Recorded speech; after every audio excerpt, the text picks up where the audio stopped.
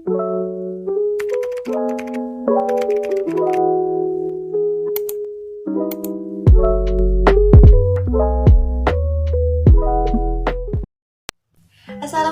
warahmatullahi wabarakatuh anak-anak. Kembali lagi bersama Ibu Nurul Suhaida yang akan memberikan informasi dan edukasi untuk Anda. Sebelum itu, mari fokuskan pikirannya dan bersiap untuk belajar hari ini.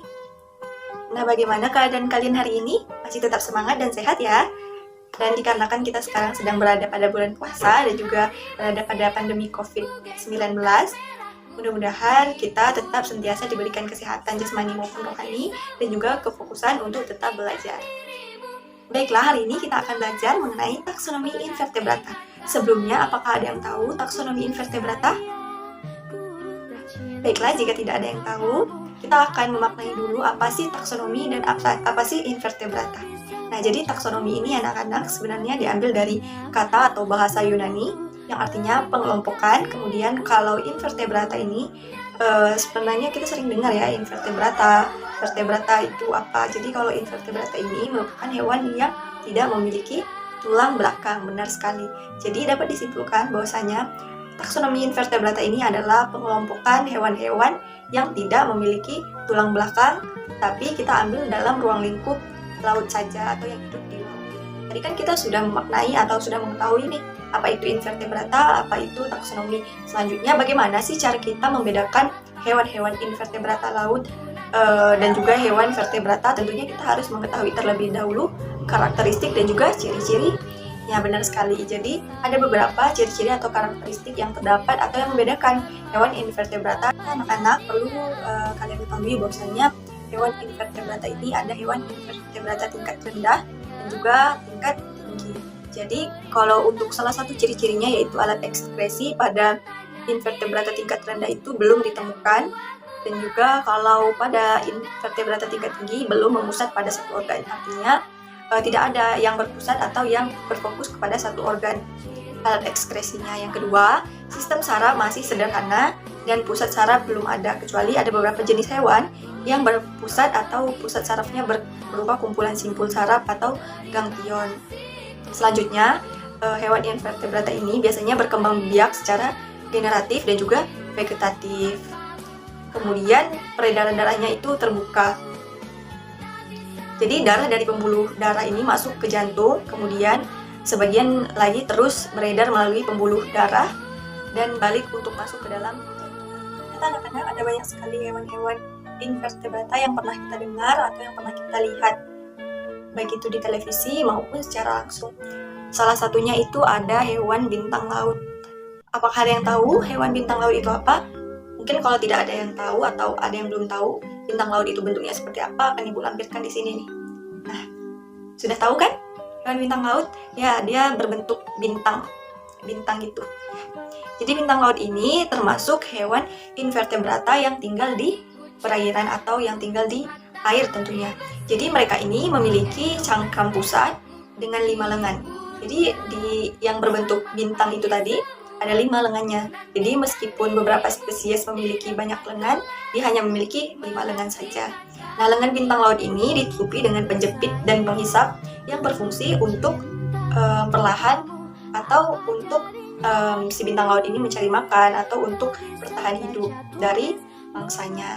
Baik, selanjutnya yang kedua itu ada ubur-ubur. Sebelum kalian nanya nih, ubur-ubur itu bentuknya kayak mana sih? Jadi kalian bisa lihat di sini nih untuk ubur-ubur. Udah tahu kan?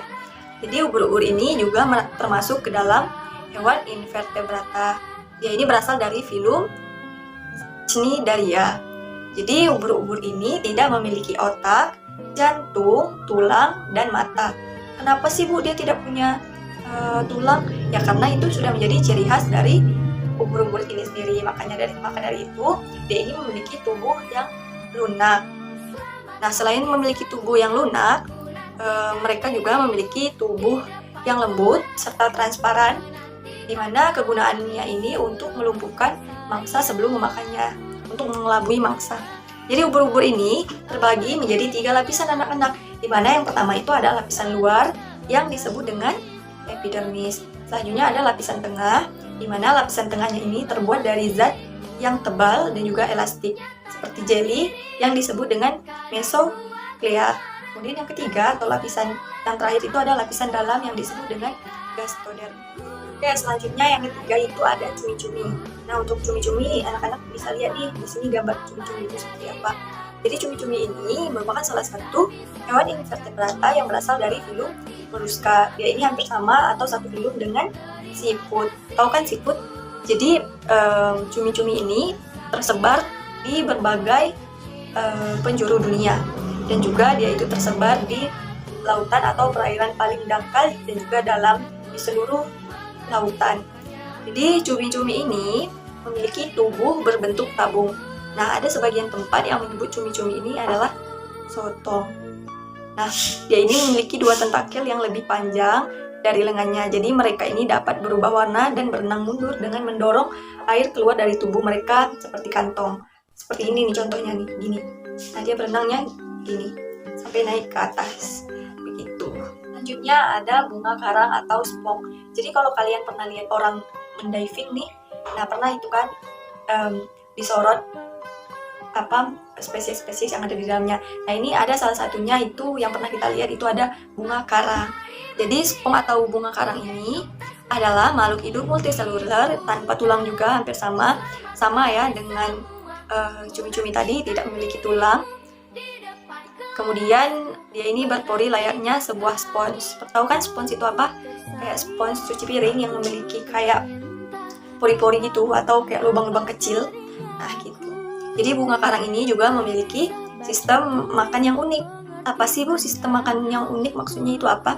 Jadi kalau pada bunga karang ini dia itu makan melalui pori-pori kecil di bagian terluar kulitnya. Jadi biasanya kalau kita nih manusia kalau ada pori-pori itu kan biasanya ada komedo nih. Nah, bedanya dengan si bunga karang ini, dia menggunakan pori-pori tadi untuk tempat atau cara makannya. Selanjutnya itu ada cacing laut. Nah, gambar cacing laut nih kalian bisa lihat di sini. Jadi dia itu hampir sama ya dengan cacing tanah. Jadi cacing laut ini merupakan hewan invertebrata yang sering atau yang dapat kita temukan di dalam laut. Jadi jangka hidup yang dimilikinya pun serupa, yaitu sekitar 2 tahun dengan beberapa spesies yang hanya bisa hidup sekitar 30-45 hari saja.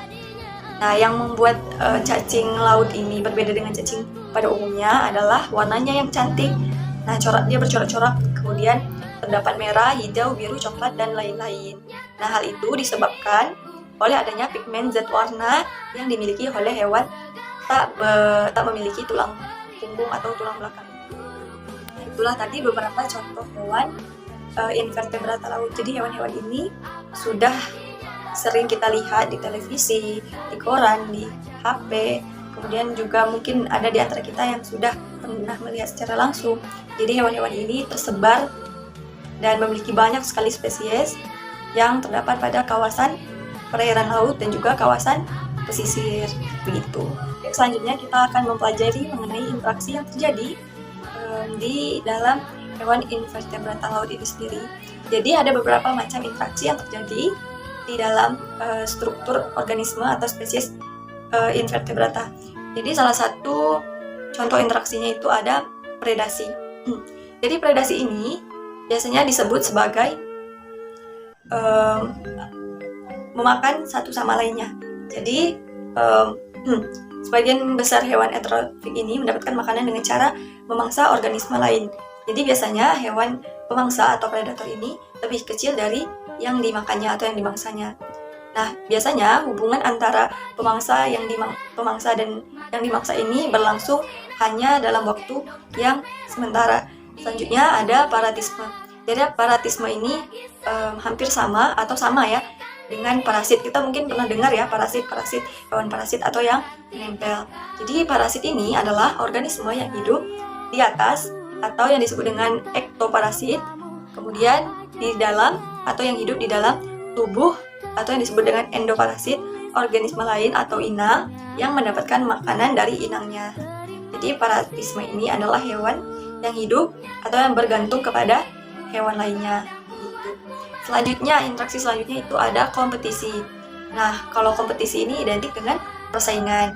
Jadi biasanya merupakan tipe interaksi interspesifik di mana dua individu atau spesies tersebut berebut untuk mendapatkan sumber daya atau makanan yang terbatas. Selanjutnya itu ada komensalisme. Jadi komensalisme ini artinya spesies ini bersama-sama pada satu meja. Istilah ini biasanya digunakan untuk menggambarkan hubungan simbiotik, yaitu satu organisme memakan makanan yang tidak dimanfaatkan spesies atau organisme lain.